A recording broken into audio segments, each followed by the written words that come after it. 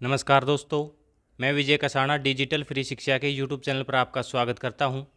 दोस्तों, आप सभी के सवालों को लेकर आज हम एचएसएससी ऑफिस आए हैं और आपके सभी के जो सवाल हैं वो चेयरमैन साहब से उनके जवाब लेंगे। तो सबसे पहले चेयरमैन साहब का हम स्वागत करते हैं डिजिटल फ्री शिक्षा चैनल पर। धन्यवाद। आपके सभी दर्शकों को मेरा नमस्कार। तो सर, जो फिलहाल हरियाणा पुलिस भर्ती की नॉर्मलाइजेशन की प्रक्रिया के ऊपर सबसे बड़े सवाल उठाए जा रहे हैं, क्योंकि ज़्यादा जो कमेंट आ रहे हैं हमारे पास भी वो इसी को लेकर हैं कि नॉर्मलाइजेशन की प्रक्रिया की मांग युवाओं ने की थी, वो तो आपकी बात सही है, लेकिन इसमें जो परसेंटाइल मेथड है इसके ऊपर सवाल उठाया जा रहा है। कोई भी युवा ये नहीं कह रहा कि नॉर्मलाइजेशन आप बंद करो, लेकिन परसेंटाइल मेथड जो लगाया जा रहा है उसके ऊपर सवाल उठाए जा रहे हैं। इसके ऊपर आप क्या कहना चाहेंगे? नंबर एक तो मैं ये कहना चाहता हूँ कि जब एक शिफ्ट से ज़्यादा या एक सेट से ज़्यादा पेपर होगा तो उसमें नॉर्मलाइजेशन ज़रूरी हो जाता है। और हमने पिछले कुछ एग्ज़ाम देखे कि एक शिफ्ट के बच्चे ज़्यादा पास हो गए, दूसरी शिफ्ट के कम हुए, और पूरी तरह से पास होने और डीवी तक जाते जाते फाइनल सिलेक्शन तक भी ये वेरिएशन काफ़ी बढ़ा। बच्चों ने ही आके यहाँ प्रदर्शन भी किया, मेरे से मिले भी, सोशल मीडिया पे भी आया कि नॉर्मलाइजेशन का फार्मूला लेके आओ आप। हमने उनके कहने पे ही, और जो एक्सपर्ट थे, नॉर्मलाइजेशन का फार्मूला हम लेके आए। ये फार्मूला हमने नहीं बनाया, इंडियन स्टैटिकल इंस्टीट्यूट है कलकत्ता में जिसका हेड ऑफिस है, वहाँ से हमने ये फार्मूला लिया। और ये जो फार्मूला है ये नहीं है कि हरियाणा स्टाफ सिलेक्शन कमीशन ही अपना रहा है, यूपीएससी अपना रही है, एसएससी अपना रही है, सीबीएसई अपना रही है, रेलवे बोर्ड, बैंकिंग, सब ये फार्मूला अपना रहे हैं। उसके बावजूद भी हमारे पास जो ये, जैसा आपने कहा, मेल कांस्टेबल और फीमेल कांस्टेबल का रिजल्ट आने के बाद बहुत से बच्चे आके मिले और सोशल मीडिया पे भी उन्होंने कहा कि आपका फार्मूला तो ठीक है, ये इसमें थोड़ा सा ये परिवर्तन कर लीजिए। तो हमने एक 3 सदस्यीय कमेटी बनाई है जिसमें मेरी सेक्रेटरी है आयोग की, लीगल सेक्रेटरी हैं, और एक हमारा मेंबर है जो एक्सपर्ट हैं, जो स्टडी करके आए थे कलकत्ता इंस्टीट्यूट को। वो सोमवार को उन्होंने इंडियन स्टैटिकल इंस्टीट्यूट के जो लोग हैं, जो अधिकारी हैं, जो एक्सपर्ट हैं, उन दिल्ली में एक मीटिंग उनके साथ है। अगर वो बच्चों की मांग पे जो लोगों ने सुझाव दिए हैं उसमें कोई चेंज करवाना चाहेगा तो अगले रिजल्ट भी हम उस फार्मूले से निकाल सकते हैं।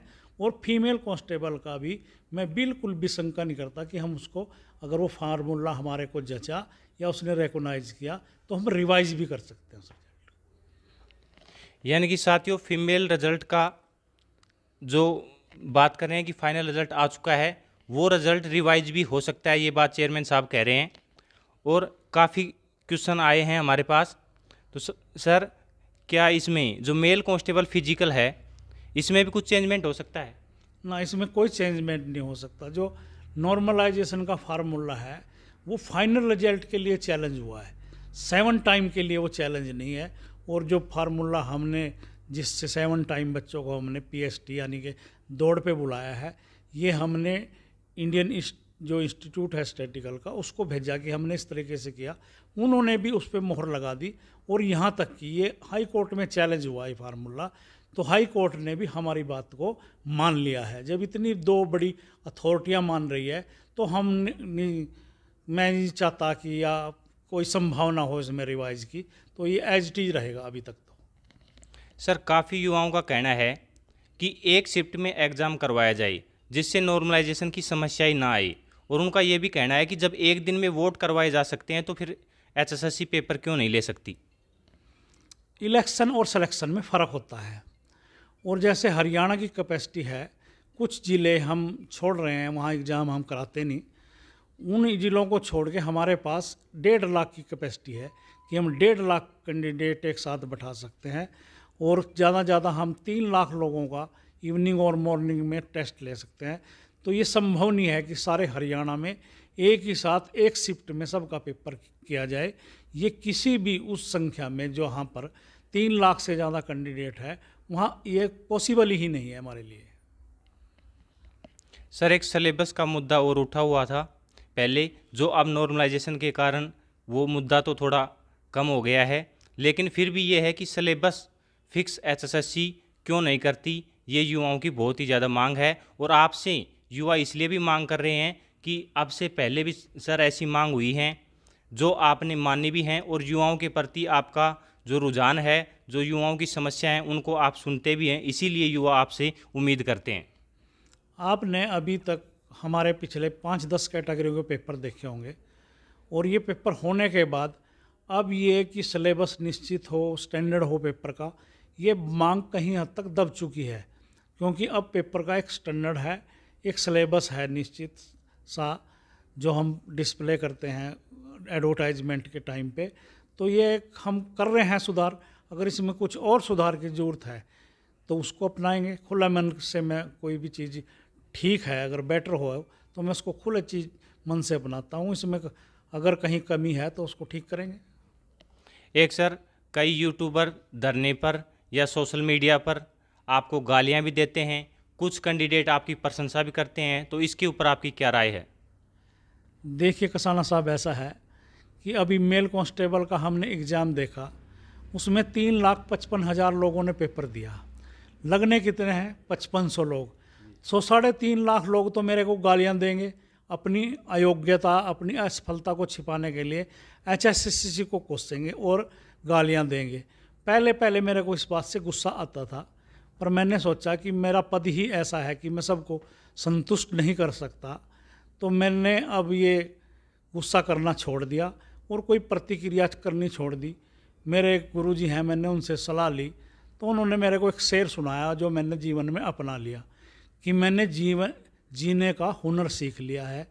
कुछ को मैंने माफ़ कर दिया, कुछ से मैंने माफ़ी मांग ली है। जी सर। सर, एक हरियाणा पुलिस भर्ती में सीटर गैंग एक्टिव होने की बात भी युवा कर रहे हैं कि सीटर बैठाए गए हैं, इसके बारे में आप क्या कहना चाहते हैं और क्या व्यवस्था कर रही है एचएसएससी जिससे सीटर एक भी नहीं बच पाई? देखिए ऐसा है, पहले नकल की घटना, आउटिंग की घटनाएं खूब होती थी।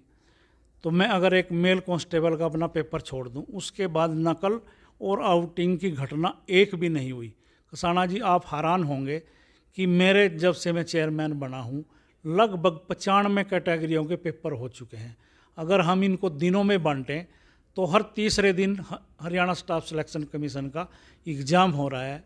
और मुझे ये कहते हुए खुशी है कि मेरे स्टाफ की वजह से, पुलिस की एक्टिव उसकी वजह से, विजिलेंट की वजह से तो इसमें कमी आई है। और अब ये दूसरा नया फार्मूला शुरू हो गया। मैं मानता हूँ सीटर की ये प्रॉब्लम आ रही है, इम्पर्सोनेशन की प्रॉब्लम आ रही है। बहुत सा गैंग पकड़ा भी गया है और पकड़ा भी जा रहा है। जो हमारी पीएसटी चल रही है पुलिस में, हर रोज़ 5-4 लोग इस तरह के पकड़े जाते हैं जो दूसरे की जगह दौड़ने के लिए भी आ रहे हैं। पेपर तो अलग बात है, दौड़ने के लिए भी दूसरा आ रहा है, पर ये सारा गैंग पकड़ा जाएगा।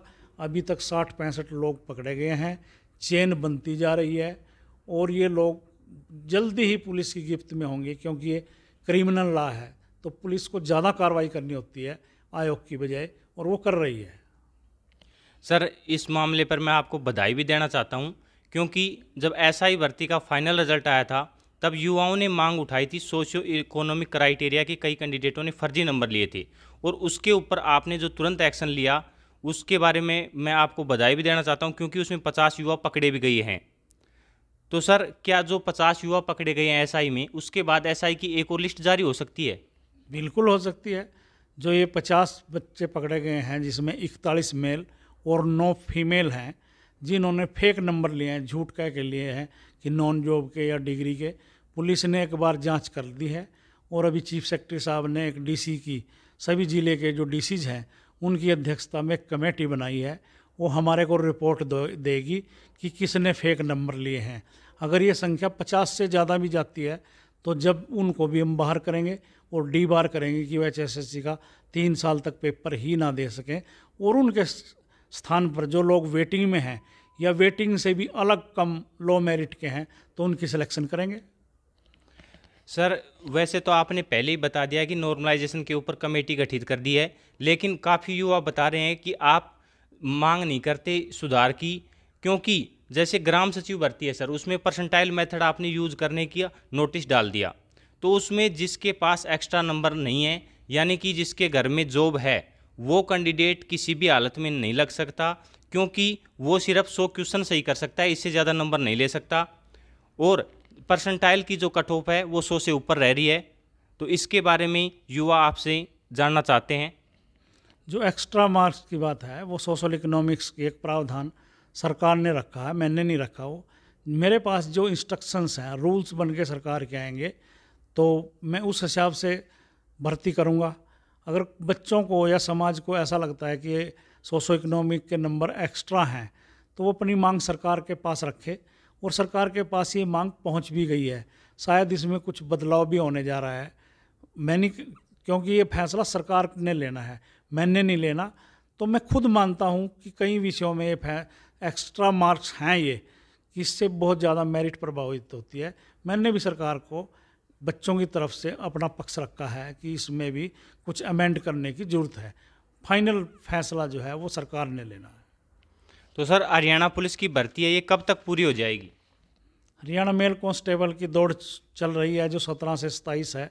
28 को हम अब्सेंटी को मौका देंगे, और 29, 30, 31 को जो दुर्गा वाहिनी की बेटियां हैं हमारी, उनका रिजल्ट हम जल्दी ही आजकल में 7 टाइम के लिए डिक्लेयर कर देंगे। और उसके बाद 3 जनवरी से 20 जनवरी तक इनकी जो है हाइट और चेस्ट का मापन करेंगे, और साथ के साथ डॉक्यूमेंट वेरिफिकेशन करेंगे। उसके बाद हम ये सोशो इकोनॉमिक के नंबर, हायर एजुकेशन के नंबर, ये सारी चीज़ें देख के लगभग 1-1.5 महीने में ये जब भर्ती है पूरी, दुर्गा वाहिनी, mail constable, female constable, commando की तो हम बहुत जल्दी ही करने जा रहे हैं, मगर 1-1.5 महीने में सभी कैटेगरीज की पूरी कर देंगे। सर, जो 27 को आपके ने कमेटी बैठाई है वो नॉर्मलाइजेशन की प्रक्रिया में जांच करेगी, तो क्या ग्राम सचिव की जो एग्ज़ाम डेट है उसमें बदलाव हो सकता है अगर नॉर्मलाइजेशन प्रक्रिया में बदलाव होता है तो?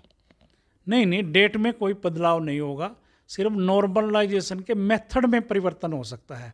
तो पेपर क्यों पीछे हटे उसकी वजह से? नॉर्मलाइजेशन के मेथड में अगर कोई चेंज करना पड़ा, चेंज करेंगे। बच्चों की ज़्यादातर मांग ये है कि आप रिटर्न का रिजल्ट निकाल के जो सोशो इकोनॉमिक के नंबर हैं उनको जोड़ के फिर परसेंटालाइज करो। तो उस बात पे विचार करेंगे, और जो इंस्टीट्यूट है उसके सामने हम ये पक्ष बच्चों की तरफ से पूरी तरह से रखेंगे कि क्या हम ऐसा कर सकते हैं, क्या ऐसा संभव है। अगर ऐसा संभव है तो रिजल्ट पे इसका क्या फ़र्क पड़ने वाला है। सर, क्या सीईटी में भी नॉर्मलाइजेशन होगा? क्योंकि काफ़ी आवेदन आ चुके हैं, तो वो भी कई शिफ्टों में एग्ज़ाम होने वाला है, तो सीईटी में नॉर्मलाइजेशन लागू होगा? मैंने आपको कसाना जी शुरू में ही कहा, जब शिफ्ट ज़्यादा होगी या पेपर के सेट अधिक होंगे तो नॉर्मलाइजेशन तो करना अनिवार्य हो जाता है। तो इसलिए सीईटी में भी नॉर्मलाइजेशन होगा। सीईटी का एग्ज़ाम कब तक हो सकता है सर? एनटीए जो है नेशनल टेस्टिंग एजेंसी, उसके साथ हमारा एग्रीमेंट हो चुका है, और उन्होंने हमारे को एग्रीमेंट हुए 15-20 दिन हो गए, उन्होंने 2 महीने का टाइम मांगा था। तो वो शायद जल्दी ही तारीखों का घोषणा करेंगे कि हम एग्ज़ाम कब लेंगे। शायद अभी तक जो संभावित वो हैं वो मार्च का फर्स्ट वीक में एनटीए जो है वो अपनी तैयारी कर रही है। सर, स्टाफ नर्स, एमपीएसडब्ल्यू समेत आपने कई भर्तियों के लिए जो कैंडिडेट डीवी में सोशियो इकोनॉमिक क्राइटेरिया के नंबर हैं वो विड्रा करना चाहते हैं, तो उनको मौका दिया है। इनका फाइनल रिजल्ट सभी भर्तियों का लगभग 86 के लगभग ये पद हैं, तो इनको 86 के लगभग भर्तियाँ हैं, 86 के लगभग जो भर्तियाँ हैं, इनका फाइनल रिजल्ट कब तक जारी हो सकता है? स्टाफ नर्स, एमपीएसडब्ल्यू, ये जो staff nurse, MPHW, dental, hygienic, काफ़ी पोस्टें हैं, LT, assistant LT, revenue clerk, इस तरह की जो मैंने शुरू में आपको बताया 86 कैटेगरी का हमने पेपर लेके डीवी कर लिया है। तो हमारे सामने अभी एक समस्या पैदा आ गई है सोशो इकोनॉमिक की। बच्चे ही हमारे को बताते हैं कि फला व्यक्ति ने झूठ बोल के फेक नंबर ले लिए, उसके घर में नौकरी है, या वो बीए पास नहीं है, उसने बाद में की, या उसकी डिग्री फर्जी है। तो हम भी सभी कैटेगरीज को हमने 27 दिसंबर से 31 दिसंबर तक का टाइम दिया है कि अगर किसी ने झूठ बोल के या जाने अनजाने में, मैं ये भी नहीं कहता झूठ बोल के, अगर जाने अनजाने में कोई फेक नंबरों का क्लेम कर लिया है तो वो विड्रॉल कर ले। और वो विड्रॉल होने के बाद हम जो सोशो इकोनॉमिक के नंबर जोड़ते हैं अपने रिटर्न में, जल्दी से ही उनको जोड़ के और फाइनल डीवी इंटरनल करके रिजल्ट देने जनवरी के पहले हफ्ते में ही हम शुरू करने वाले हैं। एक सर, ये जो फीमेल कैंडिडेट के सोशियो इकोनॉमिक क्राइटेरिया के नंबर हैं, इनके ऊपर भी डाउट चल रहा है कि इनका परिवार है फीमेल कैंडिडेट का, वो माता पिता यानी जहाँ जन्म हुआ है वो माना जाएगा, या फिर शादी में ससुराल वालों को जैसे ससुर या सास होती है उनकी जॉब मानी जाएगी? देखिए, अभी जो विधानसभा चल रही थी उसमें सीएम साहब ने एक बयान दिया कि जो विवाहित महिलाएं हैं उनका हम ससुराल पक्ष देखेंगे, पर उन्होंने साथ साथ ये भी कहा है कि ये आने वाली भर्तियों पे लागू होगा। जिनकी डीवी हो चुकी है, जिनका एग्ज़ाम हो चुका है, उन पे लागू नहीं होगा, क्योंकि हम एग्ज़ाम लेने के बाद अपना क्राइटेरिया चेंज नहीं कर सकते, चाहे वो ठीक है चाहे वो उसमें कोई कमी भी है। तो अभी तो ये है कि उसके माता पिता, उसका भाई, वो स्वयं और उसकी संतान वो सर्विस में नहीं होनी चाहिए या थी नहीं। उसमें शब्द है इज, वाज और हैज़ बीन, तो ये बिल्कुल क्लियर है। या उसके स्पाउस पे लागू होता है, पति पत्नी पे लागू होता है, ससुर और सास पे या देवर जेठ पे ये लागू नहीं होता। सर, ग्रुप डी भर्ती की एक्स सर्विसमैन कैटेगरी के जो चीफ सेक्रेटरी ऑफिस से नोटिस जारी करके और खाली पदों की डिटेल मांगी गई थी, तो क्या इसकी एक और लिस्ट आ सकती है? एक्स सर्विस मैन नहीं है, ईएसपी है, वो एक्सीलेंट सर्विस पर्सन, जिनको हम पहले आउटस्टैंडिंग स्पोर्ट्स पर्सन कहते थे। उनमें बहुत से लोगों के जो ग्रेडेशन सर्टिफिकेट था वो गलत मिला था और उनकी सिलेक्शन भी हो गई थी। सरकार ने उनको टर्मिनेट कर दिया है, कुछ बच्चों ने स्टे भी ले रखा है। तो उनको भरने के लिए अभी हमने 21 तारीख को डॉक्यूमेंट वेरिफिकेशन की है, और जिन बच्चों के ग्रेडेशन ठीक पाए गए स्पोर्ट्स डिपार्टमेंट की तरफ से, जो एलिजिबल कैंडिडेट हैं, उनकी एक लिस्ट और आएगी जो टर्मिनेट किए उनके स्थान पर। सर, हरियाणा पुलिस एसआई की ज्वाइनिंग कब तक हो जाएगी? अभी सीएम साहब से कुछ बच्चे मिले थे करनाल में, तो उन्होंने कहा 2-3 दिन में हम ज्वाइनिंग करा देंगे। कल हमारी डीजीपी साहब से बात हुई है, हमने उनको फाइनल लिस्ट दे दी है और ये कहा है ये जो 50 लोग हैं जो शंका के दायरे में हैं, इनको छोड़ के आप बाकी लोगों की ज्वाइनिंग करा दो। शायद पुलिस विभाग 1-2 दिन में ही उन बच्चों की ज्वाइनिंग करा देगा जो फाइनल सिलेक्शन में पहुंचे हैं और उन जिन पे कोई फेक नंबर या इस तरह का कोई आरोप भी नहीं है। सर, अगर किसी साथी की एक्स्ट्रा क्वालिफिकेशन अप्लाई करते समय ऐड नहीं हो पाई किसी कारण से, तो क्या आप वो डीवी के टाइम ऐड करवा सकता है? नहीं, ये पॉसिबल नहीं है, क्योंकि हम सारी चीज़ें वो देखते हैं जो उसने अपने एग्ज़ाम फार्म को भरते टाइम क्लेम किया था। तो इसका मतलब तो ये है उसने क्लेम ही नहीं किया उस डिग्री को, चाहे वो उससे पहले भी क्यों नहीं पास कर ली उसने। हम तो ये देखते हैं क्लेम्ड फॉर क्या है, जो क्लेम्ड फॉर है हम उसी के नंबर देते हैं। सर, एचएसएससी ऑब्जेक्शन तो ले लेती है आंसर की जारी करने के बाद, लेकिन रिवाइज्ड आंसर की है वो जारी नहीं करती रिजल्ट से पहले, इसका क्या कारण है? रिवाइज्ड आंसर की के ऊपर भी ऑब्जेक्शन आ जाएंगे। एक ऑब्जेक्शन दिए तो हमने रिवाइज आंसर की भी दे दी, उसके बाद भी ऑब्जेक्शन आ जाएंगे, फाइनल आंसर की पर भी ऑब्जेक्शन आ जाएंगे। ये ऑब्जेक्शन की श्रृंखला बंद नहीं होती। तो हमने फैसला लिया है कि हम फाइनल रिजल्ट जब डाल लेंगे तो रिवाइज आंसर की या फाइनल आंसर की डालेंगे कि इस रिवाइज की या इस फाइनल आंसर की के आधार पे हमने रिजल्ट डाला है। अगर उसके बावजूद भी किसी बच्चे को ऑब्जेक्शन है और वो उस एक क्वेश्चन को चैलेंज करता है कि आपका एग्जामिनर का क्वेश्चन ही गलत है या उत्तर गलत है या ऑप्शन गलत है, तो उसके लिए तब भी दरवाजे खुले हैं। सर, बहुत बहुत धन्यवाद आपका। आपने जो सभी युवाओं के डाउट क्लियर किए। और साथियों, चेयरमैन साहब का व्यक्तित्व बहुत ही सरल स्वभाव है। जो भी कैंडिडेट एचएसएससी ऑफिस आता है वो चेयरमैन साहब से मिल भी सकता है और डायरेक्ट अपनी समस्या सर से रख सकता है। ये उनका सॉल्यूशन करने की पूरी कोशिश करते हैं। अगर आपका और कोई भी डाउट हो तो आप कमेंट कर सकते हैं। नेक्स्ट इंटरव्यू में आपके क्वेश्चन भी लिए जाएंगे। वीडियो यहाँ तक देखने के लिए बहुत बहुत धन्यवाद।